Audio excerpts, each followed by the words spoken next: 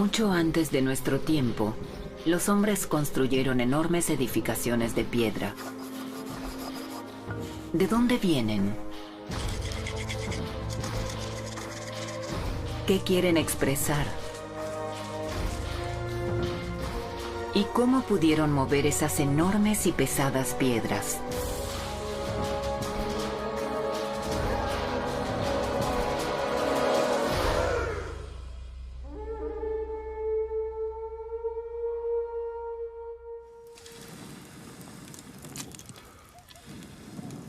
Hace unos 10.000 años, el hombre comenzó a cultivar la tierra y criar animales.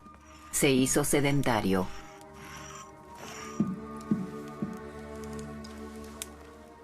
Los hombres del Neolítico no eran diferentes a nosotros. También apreciaban las cosas buenas de la vida. La herencia neolítica todavía está viva hoy. Los hombres del Neolítico fueron los primeros en volverse muy dependientes de los bienes materiales. Y esa dependencia la tenemos hasta la actualidad.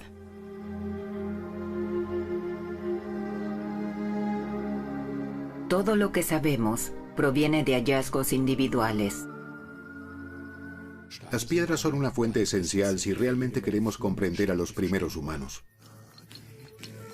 Muchas pistas e indicios yacen enterrados bajo tierra. Nuestros antepasados camuflaron sus tumbas megalíticas en colinas, hitos para el recuerdo, por la eternidad.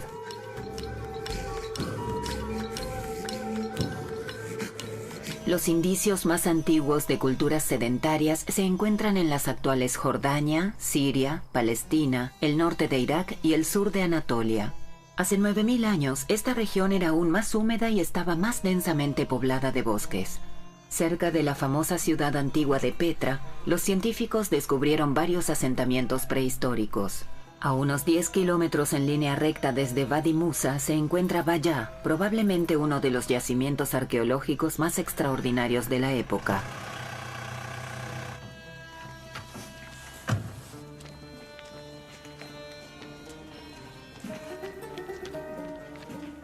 Marion Benz de la Universidad de Friburgo y su equipo intentan llegar al sitio de la excavación por primera vez en invierno.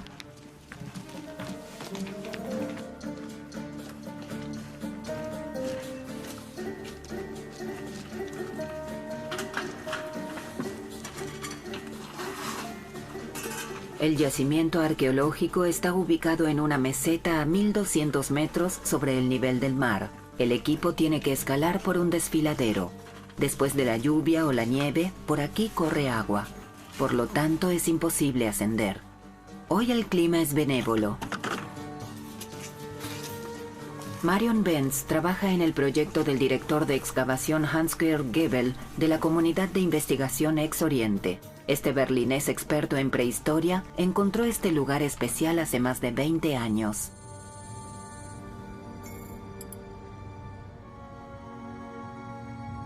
Hasta el momento, los investigadores han excavado en 6 lugares y han realizado varias muestras. Indican que toda el área de 1,5 hectáreas estaba edificada.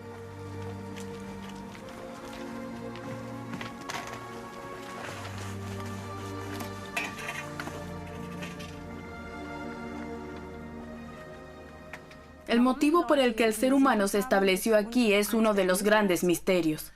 Quizás debido a la necesidad de protección, porque el acceso a este desfiladero se puede cortar muy fácilmente. O porque toda la región estaba muy poblada y se retiró aquí a la meseta. Así es que sabemos que era una sociedad agrícola. Tenían ganado, algunos criaban ovejas, cabras. Ciertamente estaban especializados, es decir, había especialistas en esta sociedad. Ya había una diferenciación, pero no hemos podido probar definitivamente una jerarquía o diferentes estatus.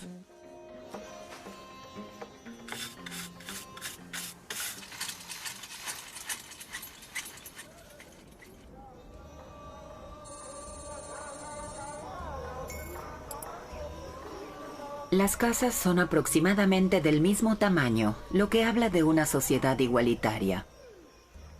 Los científicos suponen que estaban cerca el uno del otro y tenían habitaciones muy pequeñas. No había espacio para caminos.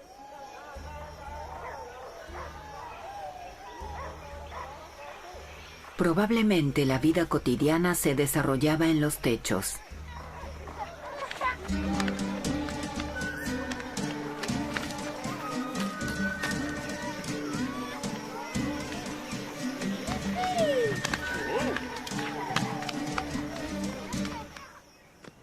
Las pequeñas cámaras se usaban para almacenar comida y como establos. Este diseño fue planeado muy estrictamente desde el principio. Medimos, por ejemplo, que estos 3 pasadizos están a la misma altura.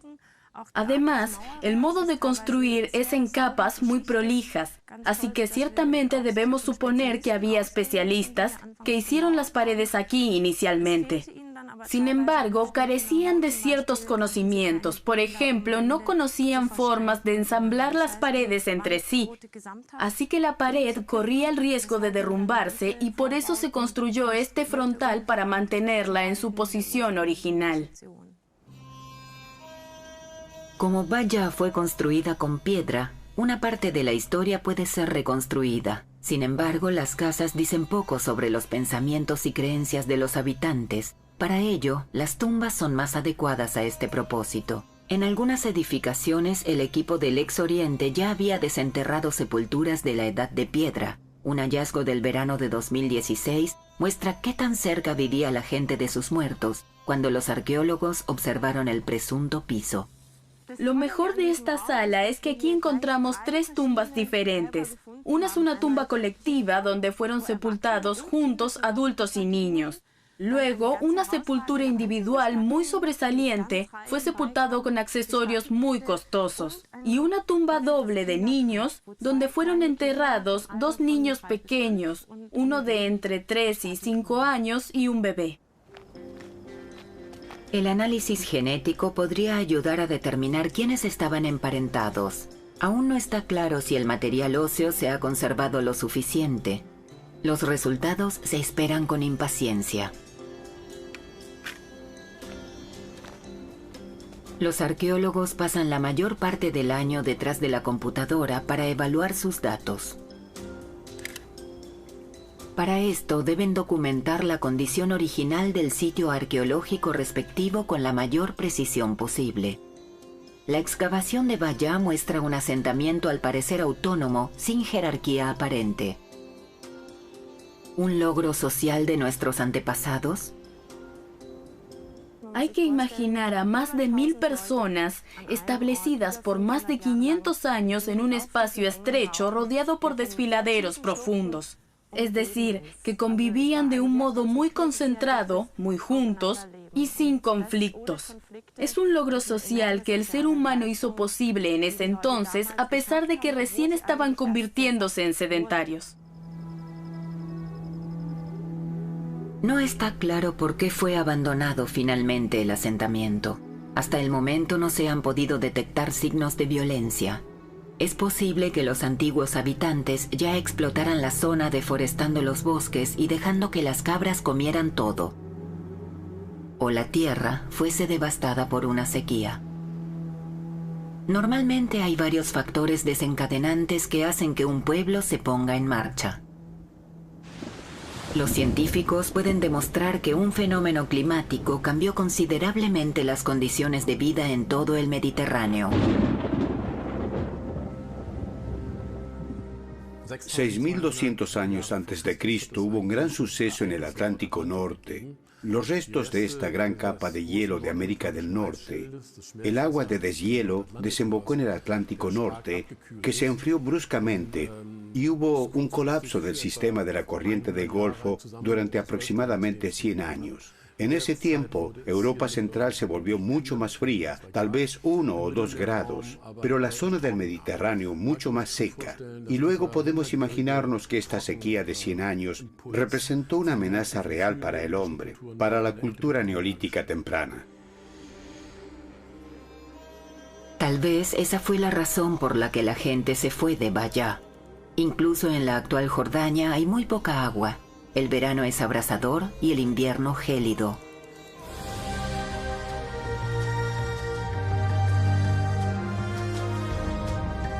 El cambio climático hace alrededor de 8.000 años deja huellas en toda Europa, Medio Oriente y África del Norte.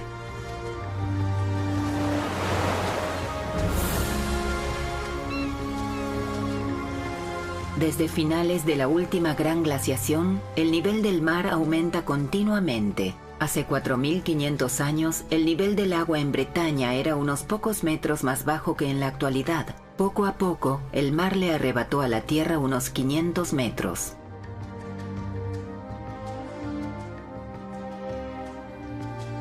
El arqueólogo Serge Cassin se ocupa desde hace muchos años de la prehistoria de Bretaña. Él cree que muchos restos de la Edad de Piedra están sumergidos en el mar. El aumento en el nivel del mar sin duda depende de las variaciones climáticas, de la edad de hielo y de los períodos postglaciales, y así sucesivamente.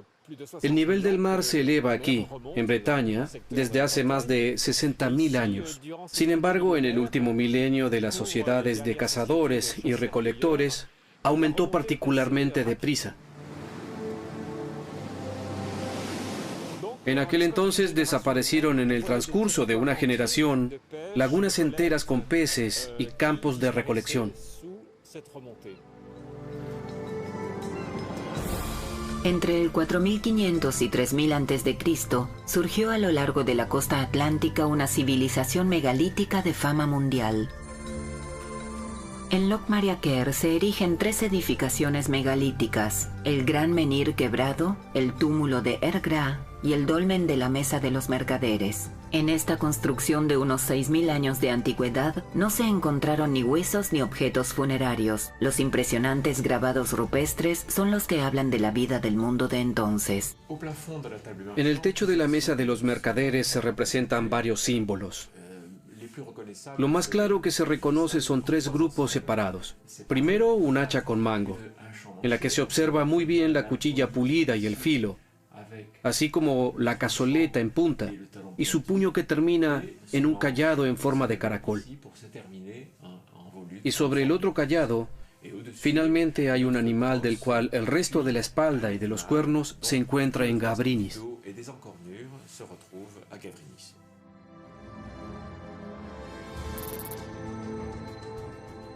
Gavrinis es una isla en el Golfo de Morbihan, por lo tanto tiene que haber habido transporte de carga por agua.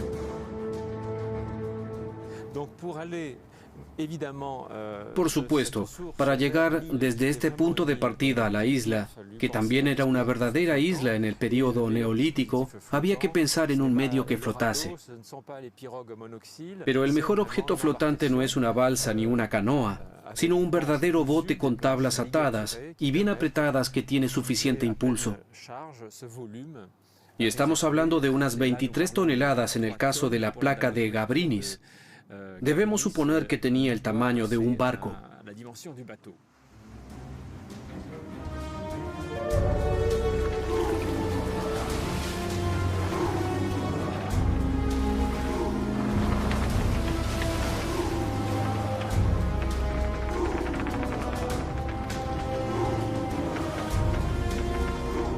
El conjunto megalítico de Gavrinis es una de las reliquias más bellas del período neolítico. Debido a la roca, la forma y el trabajo, probablemente esta estela, antes de que se rompiese, se encontraba en línea con el Gran Menhir. La reutilización de los elementos individuales demuestra cuán significativa fue alguna vez la hilera de piedras. Conservó su valor ideal a lo largo de muchas generaciones.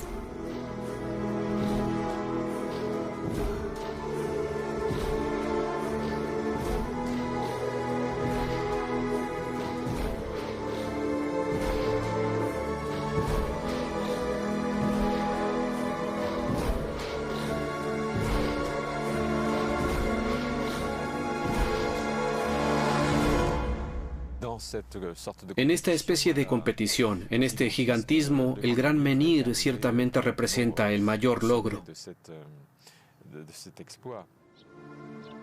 El Gran Menhir partido fue derribado unos siglos después de su edificación. Con sus increíbles 18 metros, fue la piedra en posición vertical más alta de su tiempo.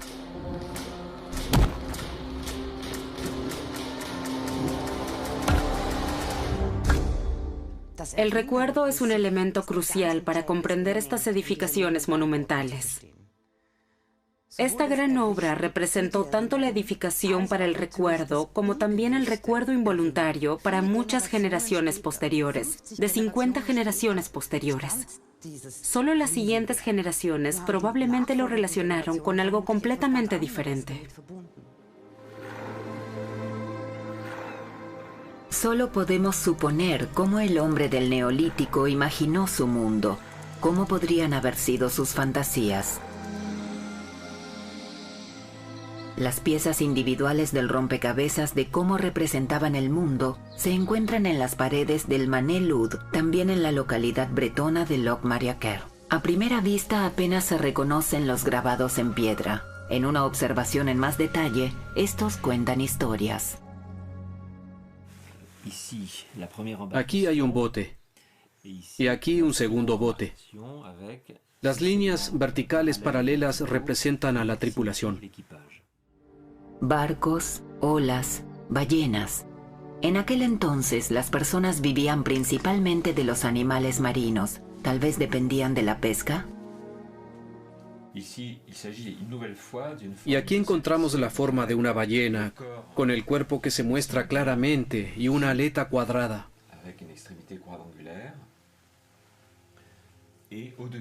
Sobre la que se puede observar la fuente de la ballena, que se dibuja como una línea de arco en direcciones diferentes.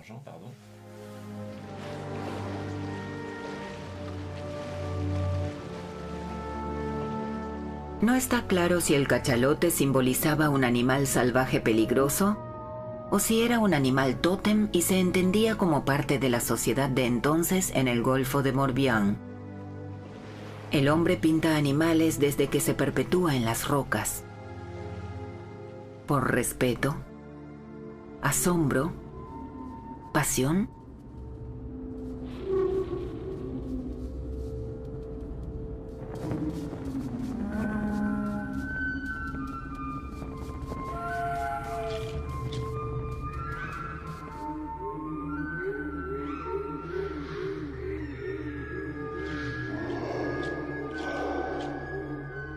En algunas ocasiones se crearon pinturas muy inspiradas, ingeniosas, grabados muy elaborados o decoraciones en relieve.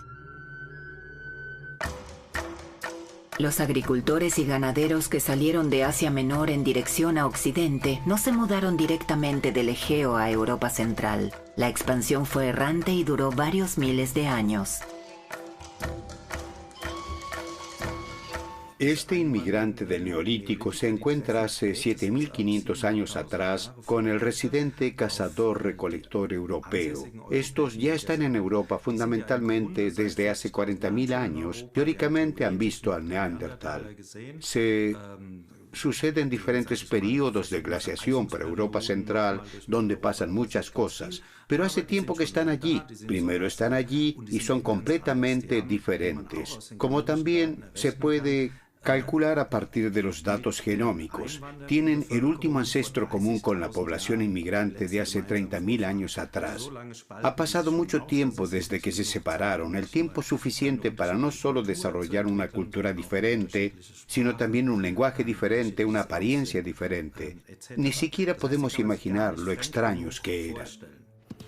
La población anterior de Europa vivía de la caza. Los recién llegados habían sido agricultores por varias generaciones.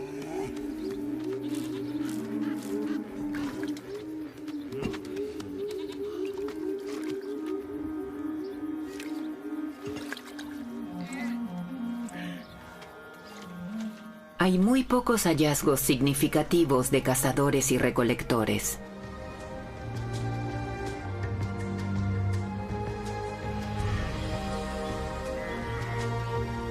Es probable que los cazadores y recolectores migraran a áreas menos fértiles, tal vez hasta la periferia de las áreas pobladas. Finalmente, en el norte de Europa, encuentran ricas zonas de pesca que les sirven de alimento y también les permiten asentarse.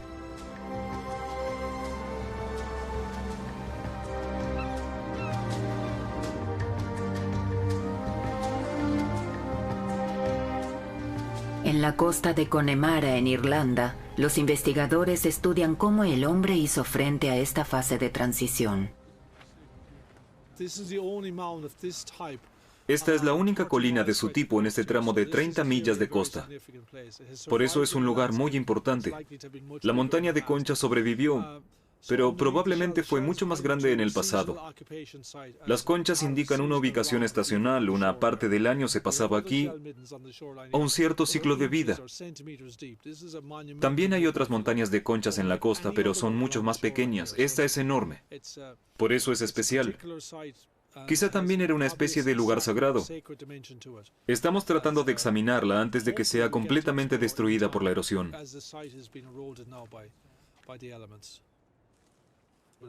Entre los cuencos vacíos se esconden muchos pequeños tesoros del pasado.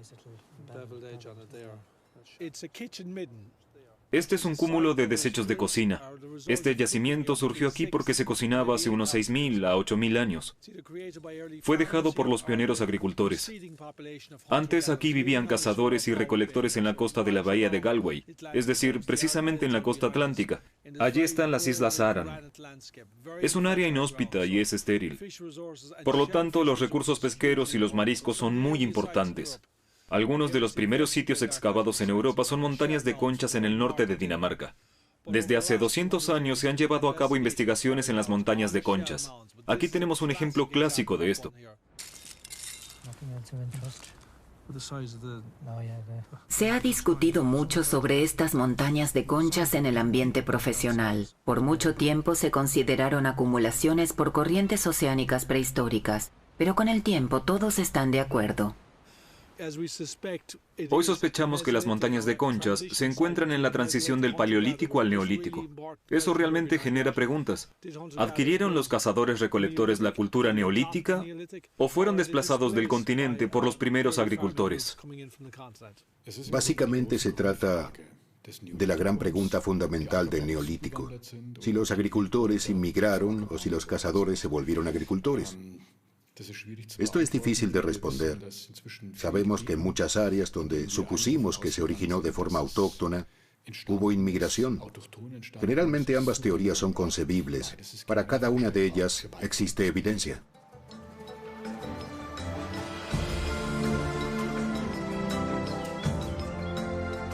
A las montañas de conchas le siguen en el norte de Europa entre 3800 y 2800 a.C. las sensacionales edificaciones hechas de piedra.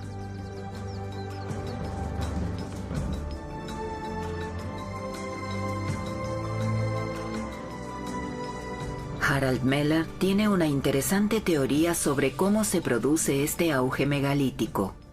Todo el norte de Alemania y también grandes partes del norte de Europa Central estaban cubiertos por enormes piedras que fueron traídas por los glaciares durante la Edad de Hielo. Los hombres eran cazadores y recolectores, por lo que estas piedras no les molestaban. Pero en el momento que quieren trabajar grandes campos y arar, en ese momento las piedras son una gran molestia, ya que se encuentran en su camino.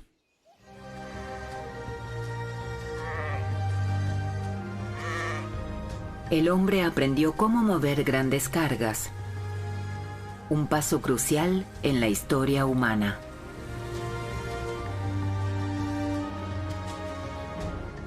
Precisamente cuando se inventa la tracción en el cuarto milenio, alrededor del 3800 al 3600 a.C., precisamente en ese momento se construyen también otros megalitos, lo que significa que ahora tienen la oportunidad de sacar con los bueyes las grandes piedras de los campos y se les da un uso de culto. Se construyen templos megalíticos o se levantan menhires.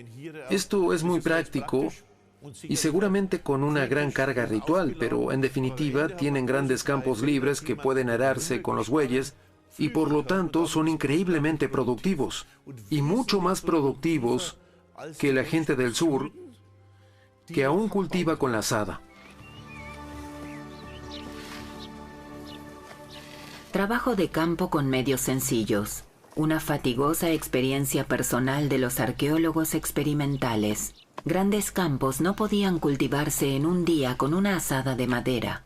A pesar del duro trabajo físico y el riesgo de infecciones por convivir en espacios reducidos, los agricultores se multiplicaron más rápido que los cazadores y recolectores. La población creció rápidamente.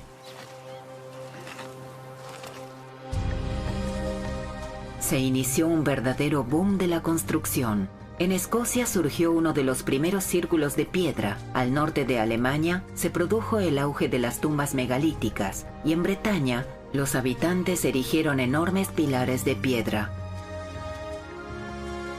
El menhir du Champ d'Olonne de 9,5 metros de altura fue traído de al menos 4 kilómetros de distancia. Una leyenda dice que habría caído del cielo y así detuvo a 2 ejércitos en combate.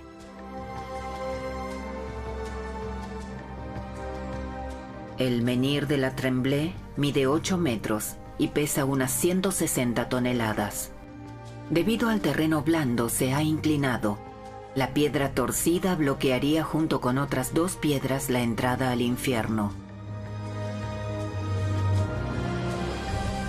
En Karnak hay más de 3.000 menhires.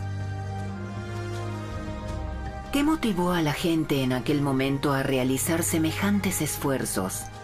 El arqueólogo Serge Cassin se ha ocupado de esta pregunta desde hace años. Si a alguien le damos nuestra plena confianza y asegura la supervivencia de la comunidad y su subsistencia, pondremos a disposición de esta persona nuestra fuerza de trabajo para que pueda obtener precisamente esos objetos rituales que lo hacen posible. Esto es así prácticamente en todas partes, solo que con mayor o menor intensidad.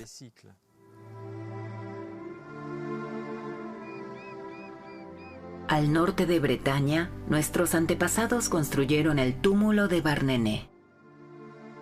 Se considera uno de los complejos de sepulturas más antiguos y se fue ampliando cada vez más a través de 1000 años. En su interior se ocultan 11 dólmenes. Son construcciones que consisten en al menos 2 piedras de soporte y una de remate. Sin embargo, no servían como altares dada su apariencia, sino como cámaras funerarias. Por lo general no pueden reconocerse desde el exterior. Son parte de un gran complejo megalítico o están cubiertos de tierra.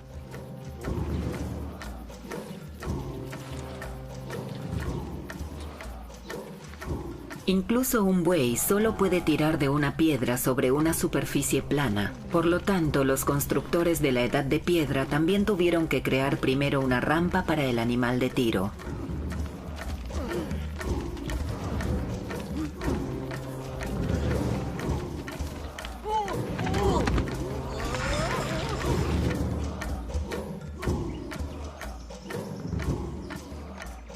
Las grandes losas de piedra pesan hasta 130 toneladas. Para mover este peso tan solo algunos centímetros de izquierda a derecha o incluso para levantarlas sobre piedras de soporte, se requiere de mucha mano de obra que primero debe organizarse.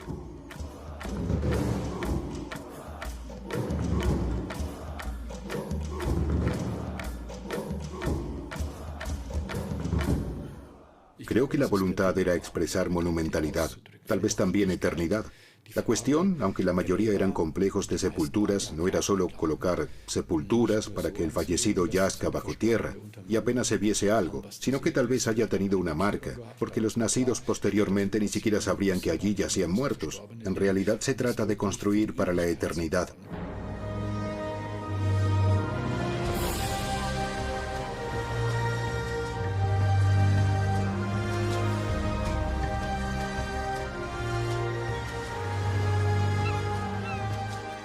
Los primeros hombres del Neolítico, los agricultores sedentarios del Neolítico, se extendieron gradualmente por todo el continente y llegan probablemente por mar hasta el norte de Escocia.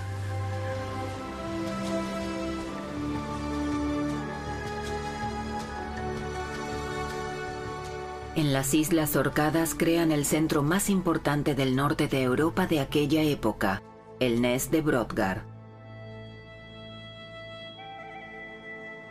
Hasta aquí llegan en peregrinación personas desde muy lejos. No está claro qué significado tenía Brodgar.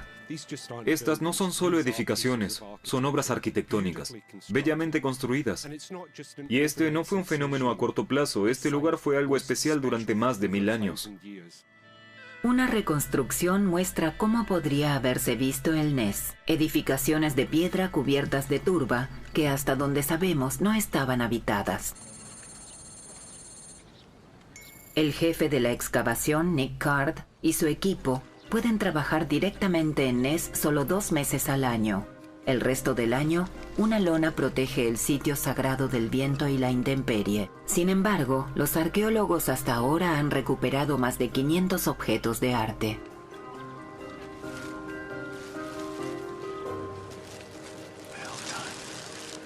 Well done.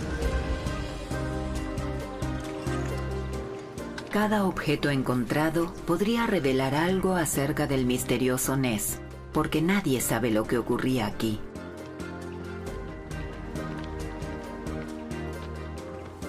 Entre las muchas cosas enigmáticas que se han desenterrado aquí, hay innumerables losas decoradas. Algunas de ellas estaban pintadas de colores. Además, se ha desenterrado una cantidad asombrosa de huesos de ganado y animales silvestres. Esto sugiere grandes festividades. El Ness de Brodgar fue un santuario del Neolítico, que fue abandonado después de unos 1000 años. Hasta ahora aquí se han buscado en vano rastros de la Edad de Bronce. El color parece haber sido una parte muy importante de la vida cotidiana del hombre del Neolítico. Y de alguna manera, tenemos suerte en Ness de que algunas áreas están muy bien conservadas. De esta forma pudimos proporcionar evidencia del uso del color, no solo en la cerámica, sino de hecho en las paredes de las edificaciones. En las horcadas, el equipo de Nick Card ha encontrado el testimonio hasta la fecha más antiguo de una pared pintada.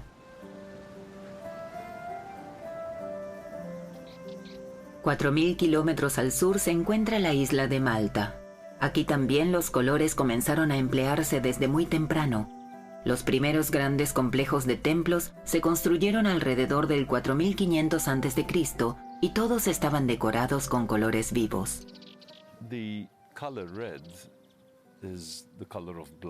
El color rojo es el color de la sangre. Si ahora suponemos que había una relación entre los sacrificios de animales y la recolección de sangre o el uso de sangre, entonces se podría suponer que el rojo era el color de la sangre que representaba la vida o la muerte del sacrificio animal. De este modo podría haber una relación entre el color y el ritual.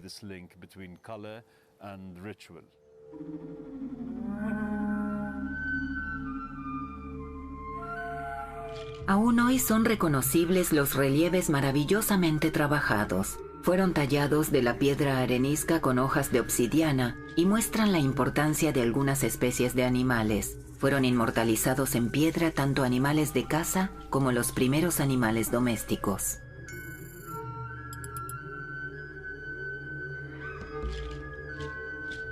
¿Qué misión o tarea tenían los primeros escultores?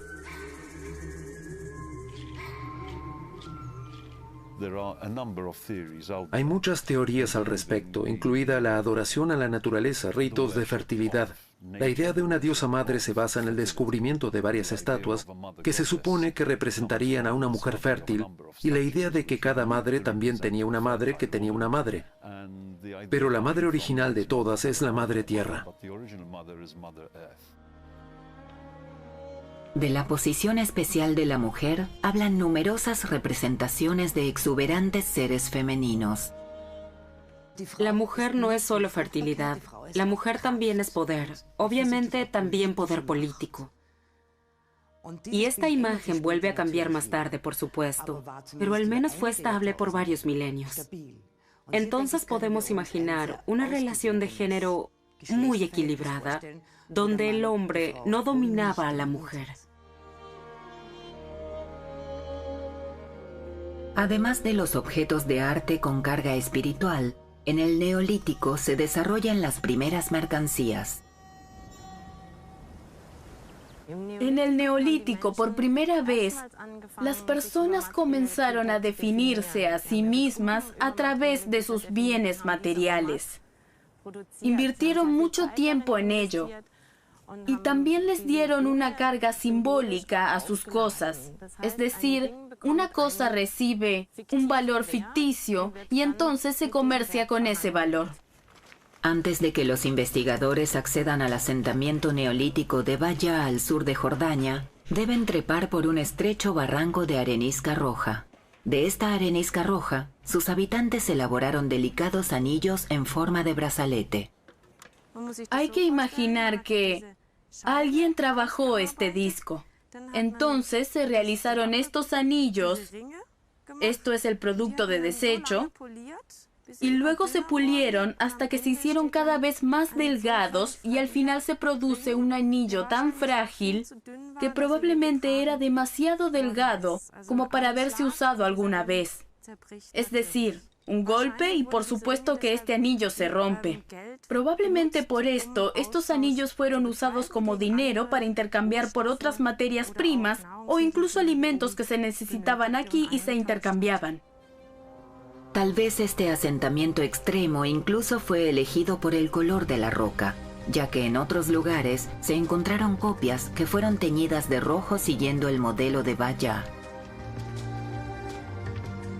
Las personas del período neolítico tenían una variedad de joyas hechas a partir de dientes, cuernos y fibras vegetales.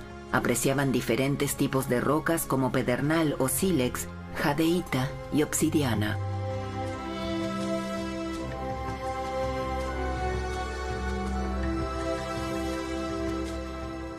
Especialmente valoradas eran las hachas de jade.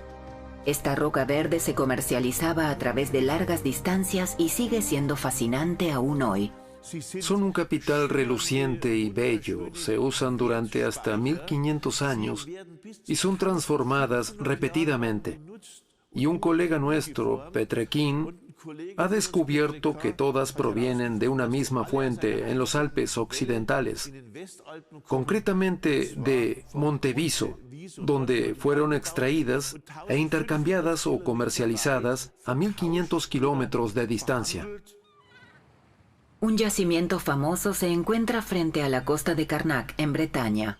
Aquí, buscadores de conchas, en lugar de crustáceos, descubrieron un tesoro inesperado. 4 hachas de jade que fueron depositadas allí hace varios miles de años en el suelo aluvial. Estas hachas, que al comienzo de su viaje tal vez hayan sido funcionales, pierden gradualmente su valor, pero se les da otros valores destacados.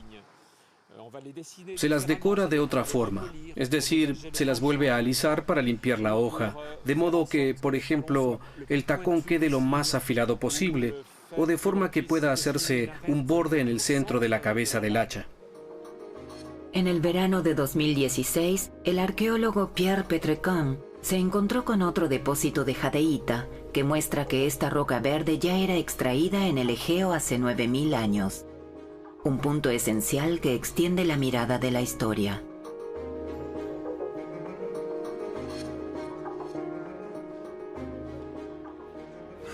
En el período neolítico no solo se comercializaba con rocas verdes, obsidianas o areniscas. Una materia prima popular eran también las conchas de los póndilus. El arqueólogo experimental Marco Preseger intenta convertir una concha de ostra en un colgante.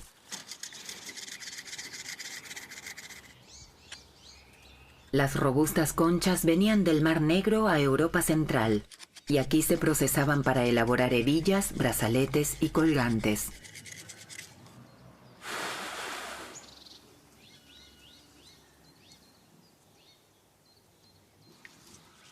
Se puede suponer que las mujeres y los hombres también se alegraban por obsequios de este tipo hace 5000 años.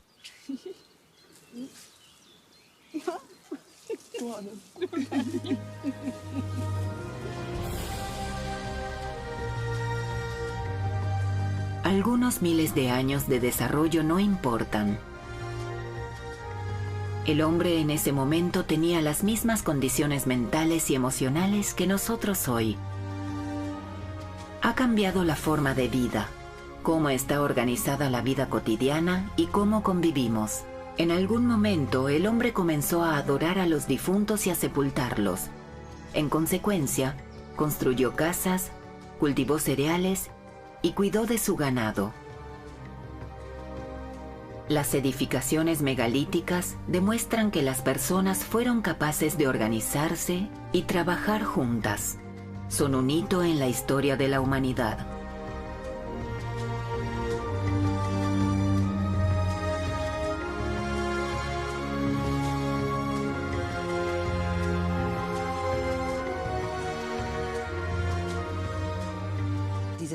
Este logro de la civilización de Oriente efectivamente llegó a Europa con los migrantes. En este caso, realmente se puede abreviar: la migración trae civilización. Los inmigrantes del este se impusieron. Los cazadores-recolectores fueron absorbidos por las nuevas sociedades o se convirtieron por separado en agricultores. No hubo vuelta atrás. Esto fue ciertamente un avance. Debido a que la neolitización, la vida sedentaria, es la base de las posteriores civilizaciones avanzadas. Pero por otro lado, los enfrentó a otros enormes desafíos. Pero el hombre también aprendió a aceptar estos desafíos y superar las dificultades. Necesitamos conocer la historia para comprender nuestro presente. La explosión poblacional, el consumismo y las megaciudades son en última instancia un legado de la época neolítica en la que comenzó la vida sedentaria.